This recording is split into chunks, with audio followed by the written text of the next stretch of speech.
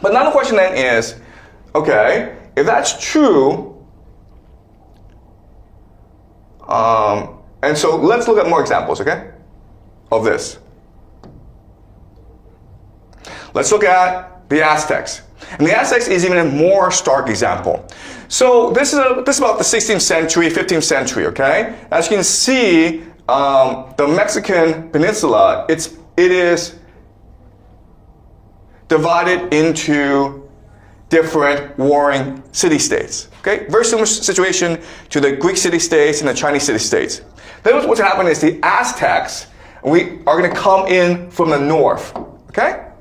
And the Aztecs are a poor tribe that's starving, okay? So they're basically from North America. They come in because they're looking for food. And they're warrior people. So they're hired by other city-states to fight for them. Eventually they become too powerful, so they become isolated onto a marsh, okay? And this marsh, it's poor. And everyone just assumed that they would starve to death in this marsh. But what's amazing is that as a people, they became very creative. And they turned this marsh into farmland. And over time, they will slowly come to conquer everyone, okay? And they established the Aztec Empire, which rules over millions and millions.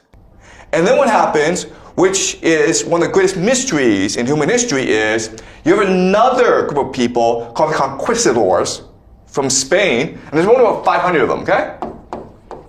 Arriving about the year 1519, they come in, and in like a very short amount of time, they conquer the entire Aztec Empire. And Spain comes to rule basically all of South and Latin America, okay? So even though, yes, we have a formula in place, whichever group has the most energy, whichever group is the most open, the most cohesive, will conquer the other groups. It still doesn't explain to us how this happened, how this guy, Hernan Cortés, with 500 conquistadors, was able to come in and conquer a land of millions and millions, okay? Now, there are historical explanations, including, of course, disease. People from Spain had diseases, and the Aztecs did not have the immune system to counter these diseases. Another explanation is the Aztecs believed that these conquistadors were gods, and that's why they surrendered very quickly. Another explanation is that the conquistadors had allies, local allies, that were pissed off at the Aztecs. But again, these explanations, they sound okay, they sound like they work, but they don't actually give us the full picture of what really happened. And in game theory, what we're really trying to figure out is what happened exactly, okay? It's a game. How are the players playing the game? What are their motivations? What are their incentives? Okay? Does that make sense? Okay? That's what we're trying to figure out. What actually happened in this instance? I want to look at one more example before we look into the theory of game in game theory, okay?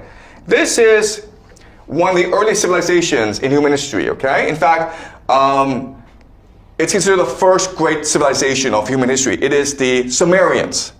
And what happened was that, if you look at a world map, okay, this is a world map, right? Mesopotamia is the center of the world. Because if you want to access the rest of the world, you have to go through Mesopotamia. And if you look at Mesopotamia, the center of Mesopotamia is a place called Uruk, okay? Sorry, Uruk. Uruk. Okay, Uruk, which is here, okay? And as you can see, Uruk is the meeting place of the Euphrates and the Tigris. And if you look at this, the Uruk allows you to access the Persian Gulf, which gives you access to India, okay? What we call the IVC, the Indus Valley Civilization. And then traders are able to take the goods and cross to Egypt, okay? And then you're able to go north to Anatolia. So why did Europe become the first great world city? Because it was the center of all global trade. So different people came together into the city in order to establish a trading post. Okay, and over time it grew and grew because it was very wealthy. Okay? And over time, it set up colonies elsewhere, okay? So it set up colonies in other places. And then eventually these different city-states came into conflict with each other, which is the same process of what happened with the Chinese warring states as well as the Greek city-states. And you would assume that one of these city-states would conquer the rest. But in fact, again, it was these tribal mercenaries from an isolated region called the Acadians, who would come and conquer everyone else, okay, the Acadians. Okay? And after they built the first empire, okay, then what happened is that other people would come over and conquer them as well. And then you have people from the Zagros Mountains, the Persians basically, come in and unify the entire area and create the Persian Empire. All right? So this is a pattern that emerges throughout human history. It's a pretty consistent pattern. Okay? We have theories as to why this is happening. Yes, we do know that groups that are energetic, open, and cohesive will triumph over other groups, but the idea of game theory is to figure out exactly what happened, okay? So let's go over exactly what happened. And I will show you that what's happening is that as nations rise and fall, the games they play changes. Okay, does that make sense? The game changes, and therefore their motivations, their incentives, their strategies change over time. All right? Okay, so are we clear about the history here? All right, okay. All right. So in the beginning, okay, game theory, game. Okay, rise. Okay.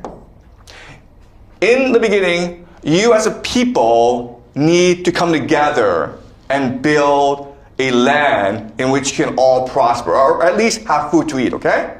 Therefore, the game is cooperation. And the mechanism of cooperation is actually religion.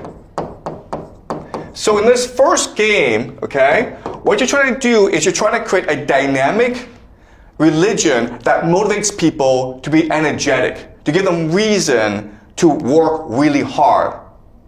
Okay? And the people who are best able to articulate this religion become the elite. Okay? And this includes poets and priests. All right? Poets and priests. And at this point in history, it's basically a startup. Okay? Everyone's enthusiastic, everyone's working hard, everyone feels as though they're making a positive contribution to the world. But over time, what happens is that the elite, okay, become hereditary. The game becomes, how do I, the elite, pass on my privileges to my children? Okay? And the way they do that is by changing the religion. Okay? The religion now becomes almost like a bureaucracy. So in the first game, the religion is about energy. It's about creativity. It's about working together. Okay? But in the second iteration, the religion becomes like a bureaucracy, which is like you must follow the rules of the game. Okay? The rules of the game are set. There's a hierarchy, and you must obey this hierarchy. Okay? Now then what happens is a process called elite overproduction. Okay? The idea of elite overproduction is that, yes, these privileges are being passed on to the children, but now over time, there are too many children. And so what happens is that society breaks up into different factions. Okay? And usually what happens is that these factions are divided according to the princes. Okay? So if there are 4 princes, okay, who are about to inherit the throne, there are 4 different factions that support them. That does not mean the prince is the leader of the faction. It just means that the prince is the symbol of the faction, okay? All right? And at this time in history, the way that they reduce the conflict is the losing factions what they do is they move away, okay? They're exile, okay? And then they have to set up a new colony. And this is a process that continues where the losers of the game are forced into exile until there's no more place to colonize, okay? And now you have the Warring States period, okay? The Warring States period. And in fact, what's interesting is that the Warring States period is a time of maximum creativity for a civilization. Why? Because it's the idea of open, cooperative competition. Okay? So back to the Qing, back to the Greeks, the Sumerians, there are different colonies, okay? And they're all competing against each other. And so you need to be open and innovative if you're to triumph, okay? At the same time, they're trading with each other, so they're sharing best practices. They're sharing innovations with each other. Okay, so this leads to the idea of open competition, which again marks the height of the civilization.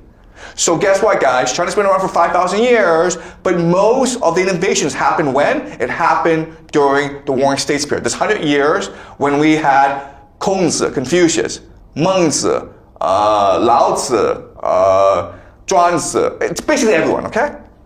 All right? And if you just look at other civilizations, it's the same for other civilizations as well, where if you look at the Greeks, during the classical period, they basically created everything. That becomes the foundation for Western civilization, okay? Does that make sense?